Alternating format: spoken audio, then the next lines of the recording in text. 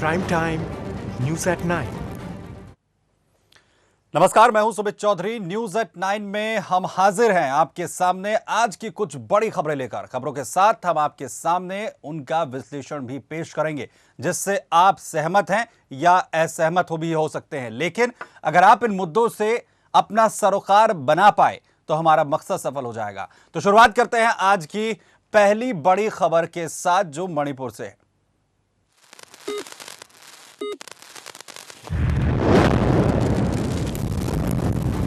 Prime time news at 9। देश के एक और पूर्वी राज्य में बीजेपी की सरकार बन गई है। बुधवार को एएन बीरेन ने मणिपुर में पार्टी के पहले सीएम के तौर पर पद और गोपनीयता की शपथ ली है। राज्यपाल नजमा हेपतुल्ला ने उन्हें शपथ दिलाई। सिंह के साथ कई मंत्रियों ने भी शपथ ली है। एनपीपी के वाई जय कुमार सिंह को राज्य का डिप्टी सीएम बनाया गया है। हालांकि बीजेपी विधायक थोगम विश्वजीत भी इस पद के दावेदार थे, पर आखिरकार बाजी मारी बीरेन सिंह ने। बीरेन सिंह राष्ट्रीय स्तर के फुटबॉलर भी रह चुके हैं। बाद में पत्रकारिता से जुड़े, फिर राजनीति में उतरे और अब मणिपुर में मुख्यमंत्री की कुर्सी पर विराजमान हो चुके हैं। बता दें कि मणिपुर के राज्यपाल नजमा हेपतुल्ला ने बीजेपी को राज्य में सरकार बनाने के लिए न्योता दिया था। सरकार बनाने के लिए बीजेपी को आमंत्रित करने की जानकारी देते हुए राज्यपाल नजमा हेपतुल्ला ने कहा कि बीजेपी के नेतृत्व वाले गठबंधन को बुधवार को सरकार बनाने का आमंत्रण दिया गया है। गौरतलब है कि मणिपुर विधानसभा चुनाव में कांग्रेस सबसे बड़ी पार्टी बनकर उभरी थी, लेकिन कुछ सीटों की कमी से वो सरकार बनाने का जादुई आंकड़ा नहीं छू पाई। 21 सीटें जीतने वाली बीजेपी ने नेशनल पीपल्स पार्टी एनपीपी और नगा पीपल्स फ्रंट यानी एनपीएफ की 4-4 और एलजेपी, टीएमसी और कांग्रेस के एक-एक विधायकों के समर्थन का दावा किया था। बीरेन सिंह अब मणिपुर के सीएम तो बन गए हैं, लेकिन राज्य के लोगों की उम्मीदों पर उन्हें खरा उतरना ही होगा, क्योंकि राज्य के लोगों को बंदी के दौरान भारी मुश्किलों का सामना करना पड़ा था। आइए जान लेते हैं कि आखिर बीरेन सिंह है कौन। बता दें कि बीरेन सिंह पेशेवर फुटबॉलर रहे हैं। बीरेन ने स्थानीय भाषा में दैनिक अखबार की भी शुरुआत की थी, यानी पत्रकारिता में भी वो अपना हाथ आजमा चुके हैं। अखबार चलाने के लिए उन्हें अपनी 2 एकड़ जमीन बेचनी पड़ी थी। उन्होंने साल 2001 में इस अखबार को 2 लाख रुपए में बेच दिया था। वहीं 2002 में 56 वर्षीय नानथोमबाम बीरेन सिंह का राजनीतिक करियर शुरू हुआ था, यानी 2002 से उन्होंने इसकी शुरुआत की थी। 2002 में डेमोक्रेटिक रिवॉल्यूशनरी पीपल्स पार्टी के टिकट पर विधायक का चुनाव उन्होंने लड़ा था। डीआरपीपी ने 2002 के विधानसभा चुनाव में 23 उम्मीदवार उतारे, जिसमें से महज 2 को ही जीत मिली थी। बता दें कि हीनगैंग क्षेत्र से लड़े बीरेन सिंह भी इन 2 विधायकों में से एक थे। चुनाव जीतने के बाद बीरेन और उनकी पार्टी कांग्रेस गठबंधन का हिस्सा बन गए। इबोबी सिंह सरकार में बीरेन मंत्री भी बनाए गए थे। वहीं साल 2004 के लोकसभा चुनाव से पहले डीआरपीपी का कांग्रेस में विलय हो गया। 2007 में बीरेन ने पहली बार कांग्रेस के उम्मीदवार के तौर पर विधानसभा चुनाव लड़ा और उसे जीता भी।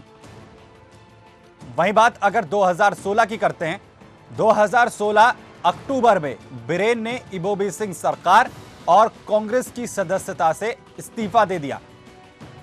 वहीं अक्टूबर 2016 में वो बीजेपी में शामिल हो गए। 2017 में वे बीजेपी के टिकट पर फिर से हीनगैंग क्षेत्र से जीते। 2017 में उन्होंने फिर से जीत हासिल की।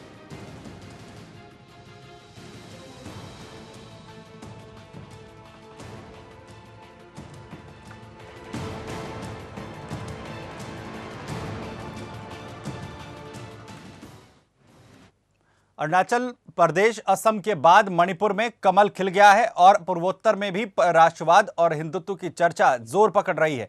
पीएम मोदी ने विकास की जो रूपरेखा तैयार की है, उसमें पूर्वोत्तर के सभी राज्यों के समान विकास की बात वो बराबर दोहराते रहे हैं। इसके लिए प्रयास भी किए जा रहे हैं। अब मणिपुर के लोगों की नई सरकार से कई उम्मीदें हैं। उन पर खरा उतरने की बीरेन सिंह को विकास के संतुलित मॉडल को तैयार करना ही होगा। युवकों को रोजगार और उनके शिक्षा की व्यवस्था एक बड़ी चुनौती यहां पर बीरेन सिंह के सामने होगी।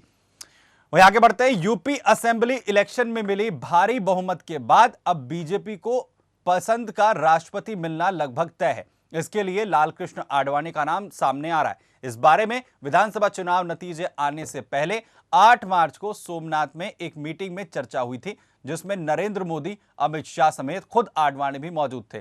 मोदी ने मीटिंग में यह संकेत दिया था कि उनकी तरफ से यह आडवाणी को गुरु दक्षिणा होगी।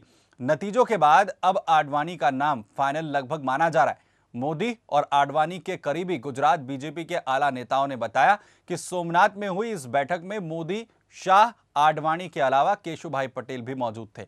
उसी दौरान मोदी ने यह संकेत दिया था कि अगर उत्तर प्रदेश के चुनाव नतीजे बीजेपी के मन मुताबिक हुए तो वे अपने गुरु आडवाणी को राष्ट्रपति पद पर देखना चाहेंगे। हम आपको बता दें कि इस साल जुलाई में राष्ट्रपति चुनाव होने वाले हैं, यानी कि लालकृष्ण आडवाणी का राष्ट्रपति बनना लगभग तय माना जा रहा है।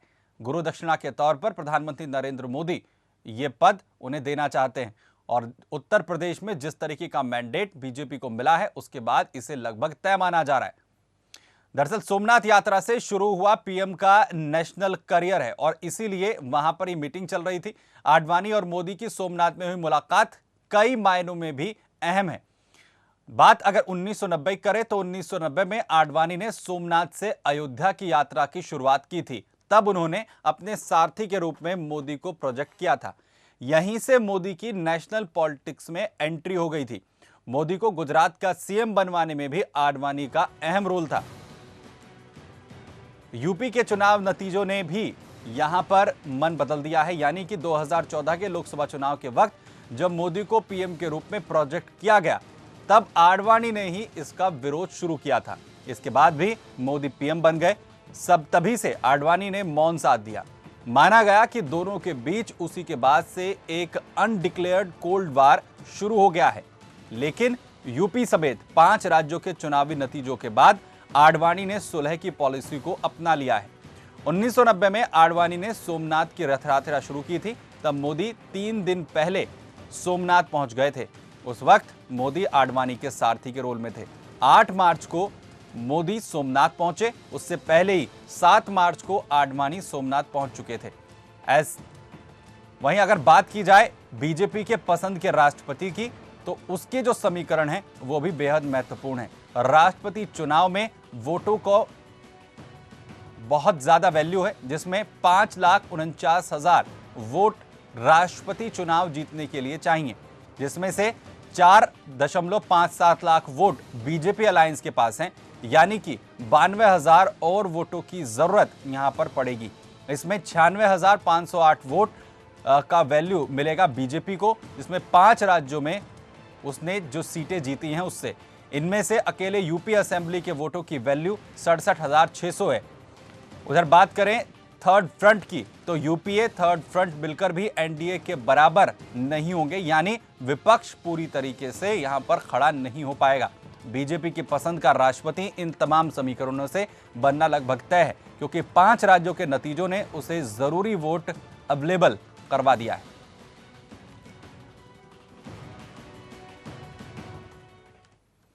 दरअसल जिस कोल्ड वार की बात आडवाणी और प्रधानमंत्री नरेंद्र मोदी के बीच में कही जा रही थी, उन तमाम चीजों का जवाब भी यहां पर है। और अगर प्रधानमंत्री नरेंद्र मोदी की तरफ से ये संकेत दिए गए हैं तो लगभग ये तय है कि अगले राष्ट्रपति के तौर पर भारत में लालकृष्ण आडवाणी ही होंगे।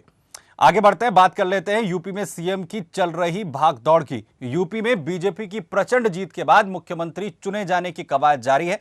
बुधवार को राजनाथ सिंह का नाम तेजी से चला है। चर्चा चल पड़ी है कि संघ ने भी उनके नाम पर मुहर लगा दी है और जातीय समीकरण साधने के लिए बीजेपी 2 डिप्टी सीएम के साथ राजनाथ को यूपी कमान सौंप सकती है। बहरहाल राजनाथ सिंह ने इन अटकलों को गैर जरूरी बताया है। उन्होंने कहा कि ऐसी बातें निरर्थक हैं। चुनाव प्रचार के दौरान भी राजनाथ सिंह से पूछा गया था कि क्या मीडिया की बात यूपी के अगले सीएम से हो रही है, तो वो ये कहते हुए आगे बढ़ गए कि राम राम क्या बात कर रहे हैं।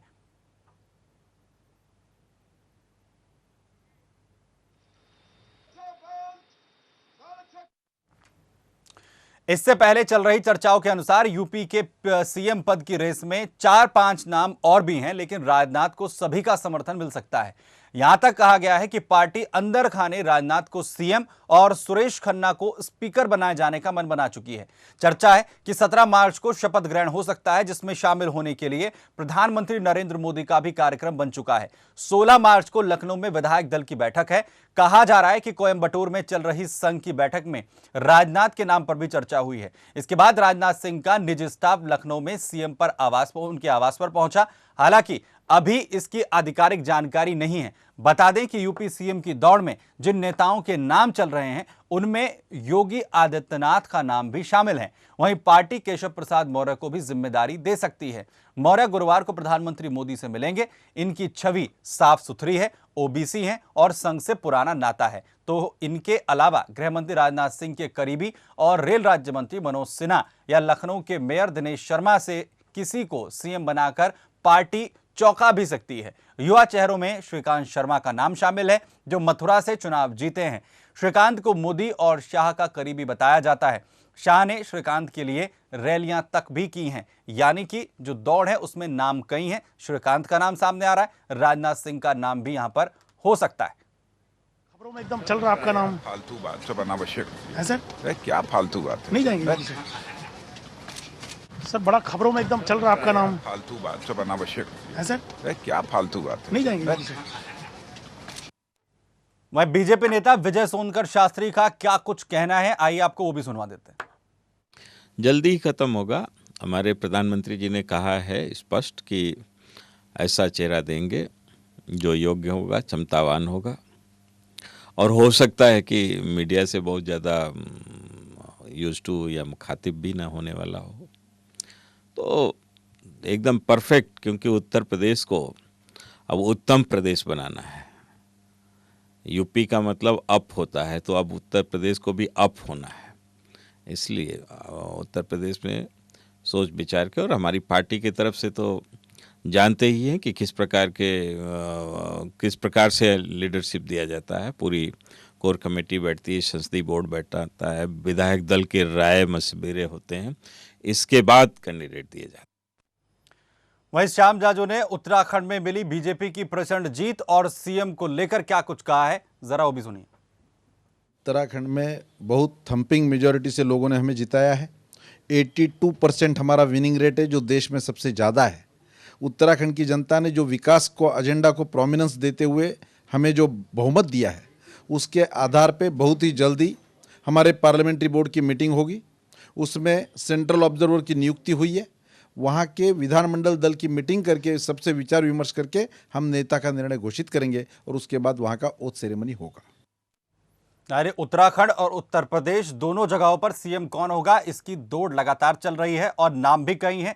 लेकिन जिस तरीके से अगर महाराष्ट्र की बात की जाए और हरियाणा की बात की जाए, एक ऐसा चेहरा लेकर सामने आया गया जिसने सबको चौंका दिया। कम से कम ऐसी ही उम्मीद एक बार फिर से उत्तर प्रदेश और उत्तराखंड में की जा रही है। आगे बढ़ते बात कर लेते हैं गायत्री प्रजापति की। गैंगरेप और यौन शोषण के आरोप में गायत्री प्रजापति को 14 दिनों की न्यायिक हिरासत में भेज दिया गया है, जहां उनसे पूछताछ की जाएगी। लखनऊ से आज सुबह ही पुलिस ने गायत्री को गिरफ्तार किया था। पुलिस ने उनके बेटे अनुराग और भतीजे अनिल को कल ही हिरासत में लिया था। उनसे पूछताछ के बाद ही सीओ हजरतगंज और आलमबाग की टीम ने फरार साथियों पिंटू सिंह उर्फ अमरिंदर सिंह, रुपेश और विकास वर्मा को गिरफ्तार किया था। इस मामले में पुलिस अब तक गायत्री प्रजापति के गनर रहे चंद्रपाल, लेखपाल, अशोक तिवारी, आशीष शुक्ला को गिरफ्तार कर चुकी थी। आपको बता दें कि 18 फरवरी को अमेठी से चुनाव लड़े गायत्री प्रजापति और उसके 6 साथियों के खिलाफ गौतमपल्ली थाने में रिपोर्ट लिखाई गई थी। यह रिपोर्ट चित्रकूट की एक पीड़िता की तहरीर पर सुप्रीम कोर्ट के आदेश पर लिखी गई थी। पीड़िता ने आरोप लगाया था कि गायत्री के सरकारी आवास पर उसे नशीला पदार्थ चाय में पिलाकर बेहोश कर दिया गया था। इसके बाद उसके साथ दुष्कर्म किया गया था।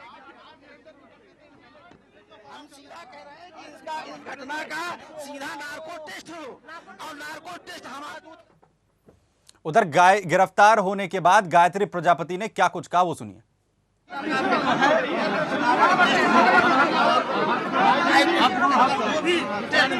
दूध का दूध, पानी का पानी हो जाएगा। सरकार मैंने कहा कि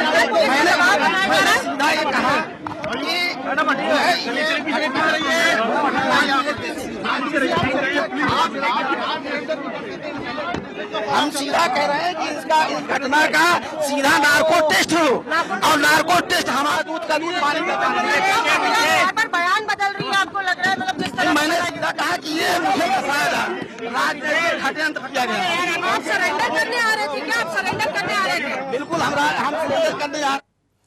तो प्रजापति का कहना है कि नार्को टेस्ट होना चाहिए, लेकिन प्रजापति शायद ये भूल रहे हैं कि अब तक वो भगोड़े थे, यानी कि लगातार भाग रहे थे, और अगर वो इतने ही दूध के धुले थे तो सामने आते, अपना सरेंडर करते और उसके बाद नार्को टेस्ट की मांग करनी थी तो वो भी कर लेते। बहरहाल आगे बढ़ते हैं। वैसे तो पाकिस्तान अपने वजूद ही भारत विरोध पर टिका हुआ है, लेकिन इस पड़ोसी देश में भी ऐसे लोग हैं जो दोनों मुल्कों के बीच अमन चैन कायम करने के पक्षधर हैं। पाकिस्तान की एक छोटी बच्ची अकीदत ने पीएम मोदी के नाम एक भावुक खत लिखा है। इसमें उसने शांति स्थापित करने की अपील की है। अकीदत की चिट्ठी का मजमून क्या है वो भी आपको बता देते हैं।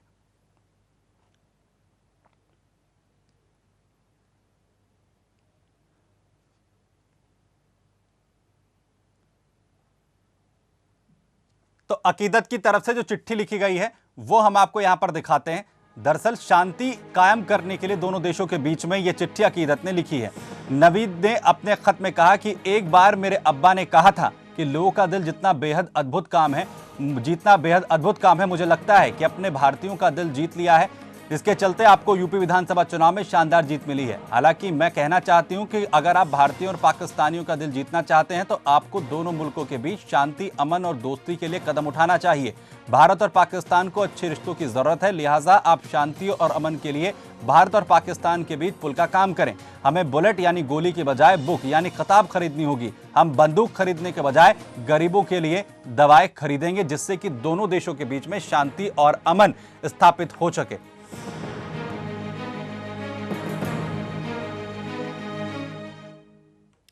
अकीदत नवीद ने ये सभी बातें अपने 2 पन्नों के लेटर में लिखी हैं। ये बच्ची चाहती है तो है कि दोनों मुल्कों के बीच में बेहतर संबंध कायम हो, लेकिन उसे ये पता नहीं कि जो लोग उसके देश को चला रहे हैं वो चाहते नहीं हैं कि दोनों मुल्कों के बीच में बेहतर संबंध कायम हो। अकीदत को शायद ये पता नहीं कि उसके जैसे कितने मासूमों से उनका बचपन ही आतंकियों ने छीन लिया है।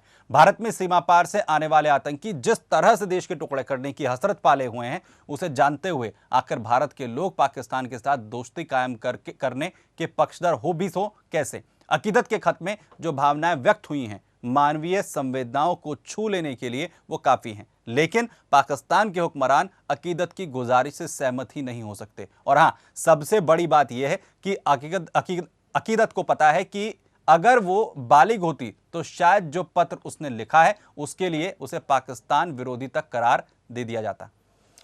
आगे बढ़ते हैं। बराक ओबामा के बाद डोनाल्ड ट्रंप के अमेरिकी राष्ट्रपति पद की कमान संभालने के बाद उम्मीद जताई जा रही है कि अमेरिका में मेरिट आधारित इमिग्रेशन सिस्टम लागू किया जाएगा। इससे भारत के हाईटेक प्रोफेशनल्स को फायदा हो सकता है। यूएस कांग्रेस में अपने पहले संबोधन में डोनाल्ड ट्रंप ने कहा कि कनाडा, ऑस्ट्रेलिया और दुनिया के कई अन्य देशों में मेरिट आधारित इमिग्रेशन सिस्टम लागू है। मौजूदा लोअर स्किल्ड इमिग्रेशन सिस्टम की बजाय मेरिट बेस्ड सिस्टम को अपनाने से कई फायदे होंगे।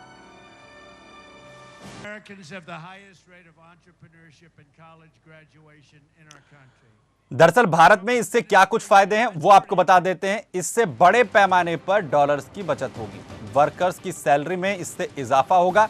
इसके अलावा संघर्ष कर रहे लोगों को इसका फायदा मिलेगा। इसके अलावा इमिग्रेंट परिवारों को भी मिडिल क्लास में दाखिला लेने में मदद मिलेगी। तो कुछ फायदे सीधे तौर पर जिसमें जो लोग संघर्ष कर रहे हैं उन्हें इसका फायदा होगा, हाईटेक प्रोफेशनल्स को इससे सहूलियतें मिलेंगी।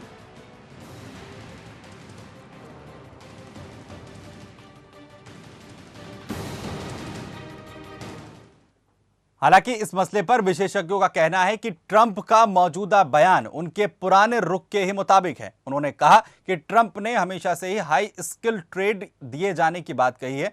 वो व्हाइट हाउस के मुख्य रणनीतिकार स्टीव बैनन के सिलिकॉन वैली में अधिक संख्या में भारतीय सीईओज के बयान पर कहती हैं कि स्टीव की तरह सभी लोग ऐसा नहीं सोचते। पिछले दिनों एक अखबार के अटॉर्नी मॉक डेविस ने कहा था कि H1 वीजा प्रोग्राम को हटाना ट्रंप का राजनीतिक पोजीशन है। इस तरह के बयानों का मकसद इस कार्यक्रम के दुरुपयोग को रोकना है।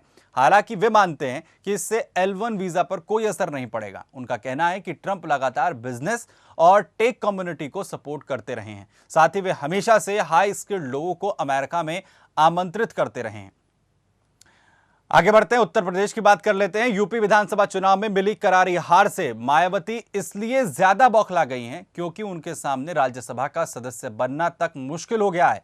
अब मायावती के लिए दिल्ली दूर की कौड़ी नजर आ रही है। यही हाल अखिलेश यादव का भी है। बौखलाहट तो उनमें भी है, लेकिन अब तक वो संयमित प्रतिक्रिया दे रहे हैं। अपनी रणनीति और अपनी राजनीति बचाने के लिए अखिलेश के सामने भी राज्यसभा सदस्य बनने का ही विकल्प बचा है।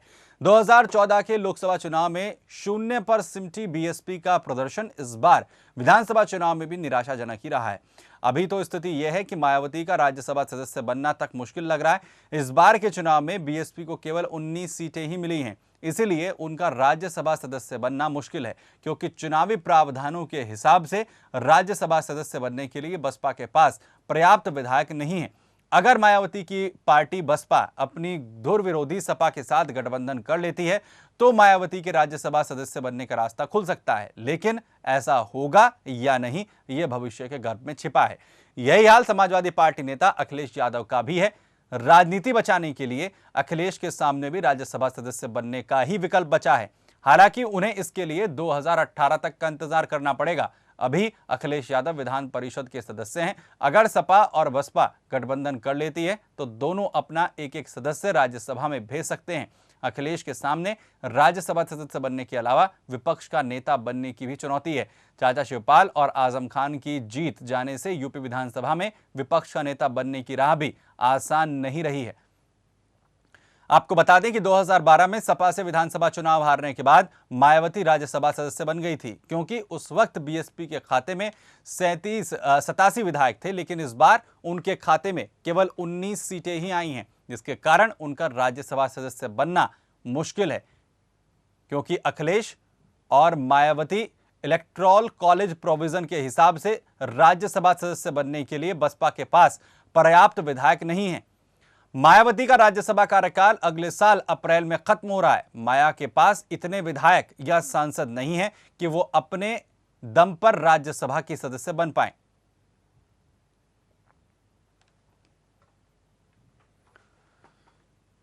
तो यूपी के दो धुरंधर अब अपने राजनीतिक वजूद के लिए संघर्ष करते हुए देखे जा रहे हैं। यह विडंबना नहीं तो और क्या है कि पिछड़ों और दलितों के मसीहा माने जाने वाले दो बड़े नेता ये तय नहीं कर पा रहे हैं कि उन्हें अपनी राजनीति को दिशा किस तरीके से देनी है। अब चुनाव सिर्फ जातीय समीकरण पर नहीं जीते जा सकते हैं, क्योंकि जनता को अपने प्रतिनिधियों से ढेर सारी उम्मीदें होती हैं। उन पर खरा उतरने के लिए काम करने की जरूरत होती है। सिर्फ नारों से बात बनने वाली नहीं है। अगर मायावती और अखिलेश जैसे नेता इस बात को जल्दी महसूस कर पाएं तो उनकी प्रासंगिकता बरकरार रहेगी, वरना आगे क्या होगा वो इस बार के चुनाव परिणामों से साफ हो गया है। वहीं मायावती और केजरीवाल के ईवीएम मशीन पर उठा रहे सवालों का जवाब श्याम जाजू ने देते हुए क्या कुछ कहा है वो भी सुनवाते हैं। राजनीति में रियलिटी को एक्सेप्ट करने के लिए बड़ा मन लगता है।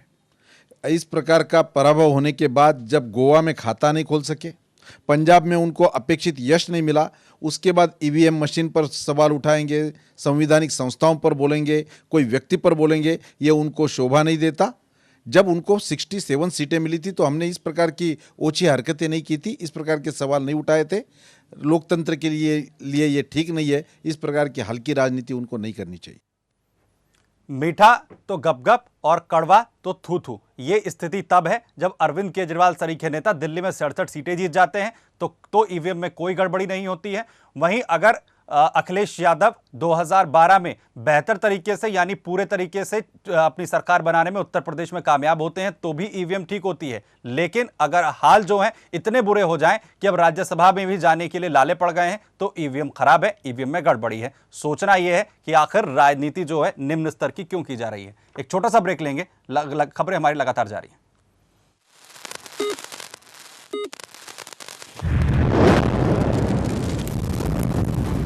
Prime Time News at Night.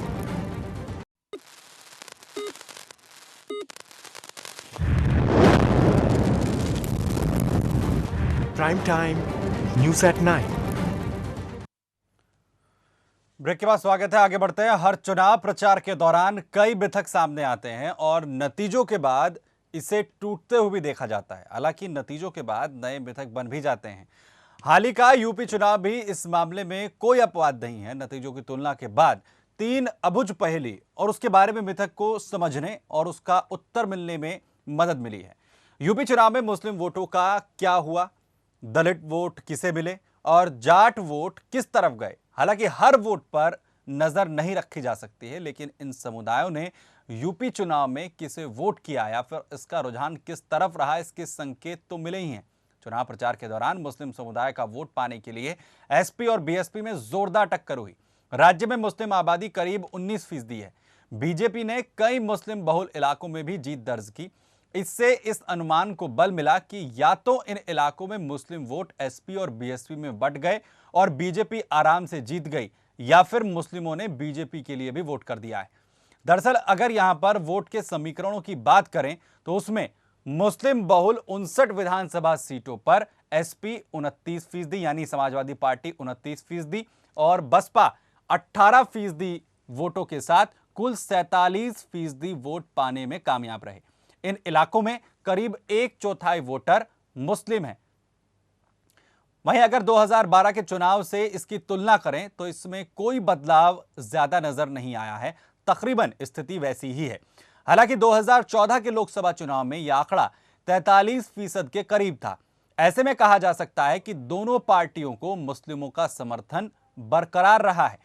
इसके अलावा इस चुनाव में अंतर केवल इतना रहा कि बीजेपी अन्य वोटों का जो प्रतिशत है करीब 39% रहा, यानी अपने पक्ष में मोड़ने में बीजेपी कामयाब रही है। हालांकि 2014 के लोकसभा चुनाव में यह करीब 43% के करीब था। बावजूद इसके बीजेपी ने अपने विपक्षियों के मुकाबले ज्यादा सीटें जीती और कुल 39 सीटों पर कब्जा जमाया। बता दें कि एसपी को 17 सीटें मिली, जबकि बीएसपी खाली हाथ रही। इन इलाकों में एसपी को 29% वोट शेयर मिले हैं और इससे साबित होता है कि उनका मुस्लिम वोट बैंक बरकरार रहा है, यानी कि जिस वोट बैंक को वो साधने की कोशिश कर रहे थे उस वोट बैंक में कोई भी सेंध नहीं लगी।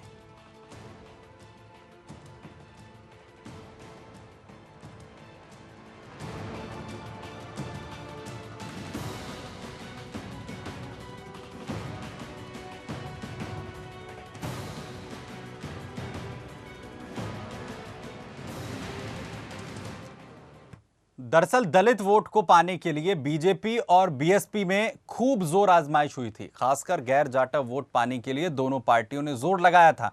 दरअसल दलित वोटों के क्या समीकरण हैं वो आपको बता दें। यूपी में दलितों की कुल आबादी करीब 21% है। हालांकि बीएसपी इन चुनाव में बुरी तरह हारी और उसे केवल 19 सीटें ही मिली हैं, लेकिन 2014 के लोकसभा चुनाव की तुलना में उसे ज्यादा वोट मिले हैं। बीएसपी को विधानसभा चुनाव में 24% वोट मिले, हालांकि उसे 2012 में मिले 27% वोट से यह कम है, लेकिन 2014 के लोकसभा चुनाव में उसे मिले 23% वोट से 1% ज्यादा मिला है। राज्य के 85 रिजर्व सीटों पर बीजेपी ने 40% वोटों पर कब्जा किया, जबकि बीएसपी को 24% वोट ही मिले हैं। इस चुनाव में बीजेपी को लगभग सभी जातियों का वोट मिला और इसमें कुछ दलितों का भी हिस्सा हो सकता है। बीएसपी का वोट शेयर देखने के बाद यह लगता है कि दलित वोट बैंक बरकरार रखने में करीब करीब बीएसपी कामयाब रही है। उसे अभी तक कोई झटका इस मामले में नहीं लगा है।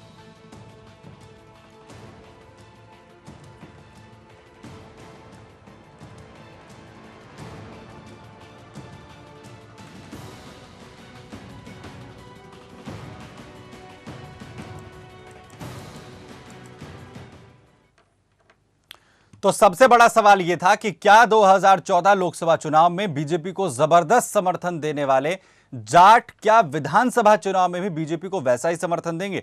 पश्चिम यूपी में इस समुदाय को काफी प्रभावशाली माना जाता है और अगर जाटों के समीकरण की बात करें तो इस पर पहले चरण की 73 सीटों पर बीजेपी को 2012 के 16% वोट की तुलना में इस बार 45% वोट मिले। वहीं जाट नेता अजीत सिंह के नेतृत्व वाली आरएलडी का वोट शेयर 11% से घटकर 6% पर पहुंच गया। इस इलाके में अन्य दलों और निर्दलियों का वोट शेयर भी गिरा है।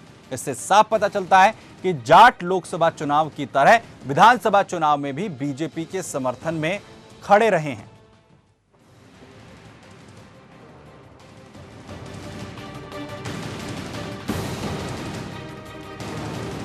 तो जिन वोटों के समीकरण को साधने की कोशिश यहां पर अलग अलग पार्टियों की तरफ से की जा रही थी, कम से कम उस वोट बैंक की अगर बात की जाए तो वो चाहे दलितों का हो या फिर मुस्लिम वर्ग का, उसे ये जो पार्टियां बरकरार रखने में कामयाब रही हैं। लेकिन 39% वोट बैंक पाकर बीजेपी सबसे बड़ी पार्टी बनकर उभरी है। लगभग तस्वीर जो है वो लोकसभा चुनाव जैसी ही है, जिसमें बीजेपी को 43% वोट मिला था।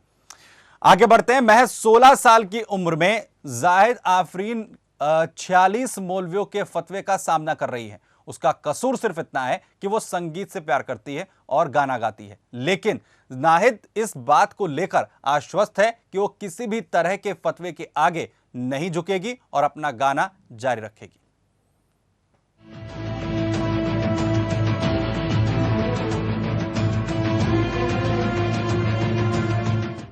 10वीं क्लास में पढ़ने वाली असम की नाहिद आफरीन की सुरीली आवाज का हर कोई कायल है।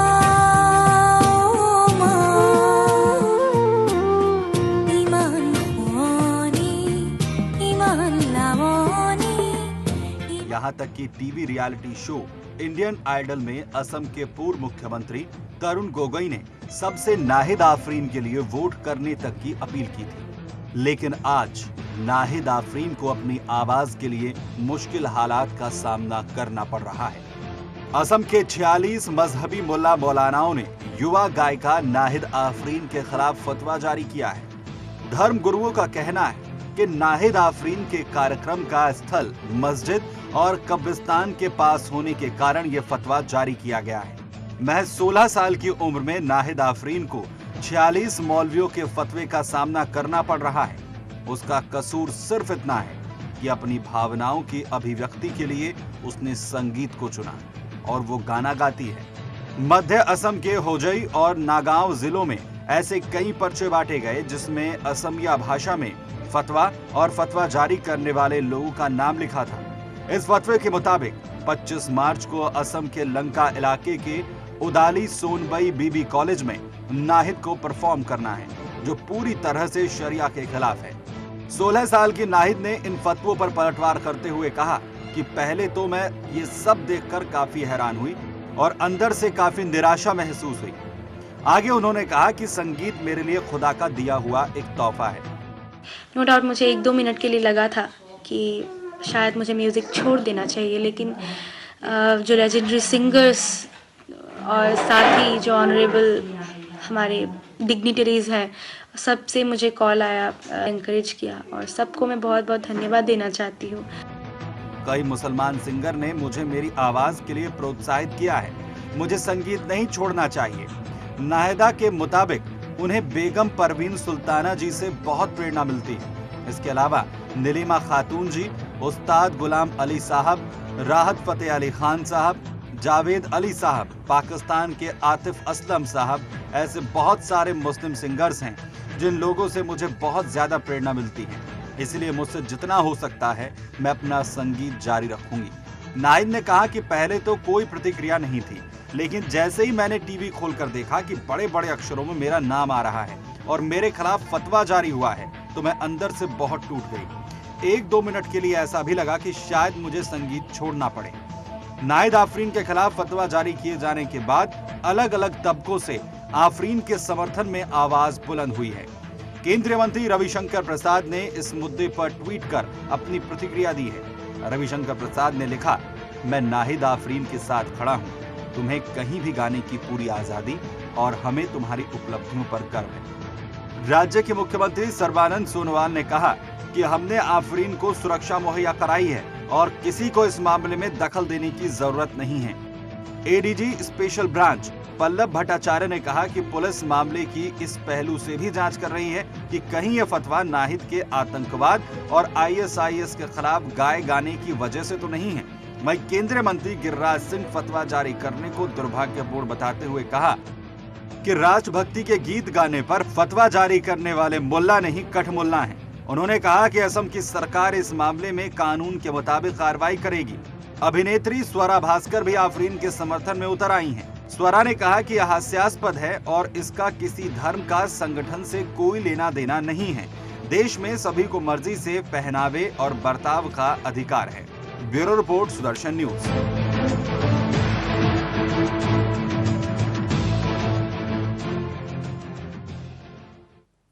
नाहिद के खिलाफ भले ही 46 जो है फतवे जारी हो गए हों, लेकिन उससे उसका हौसला नहीं टूटा है।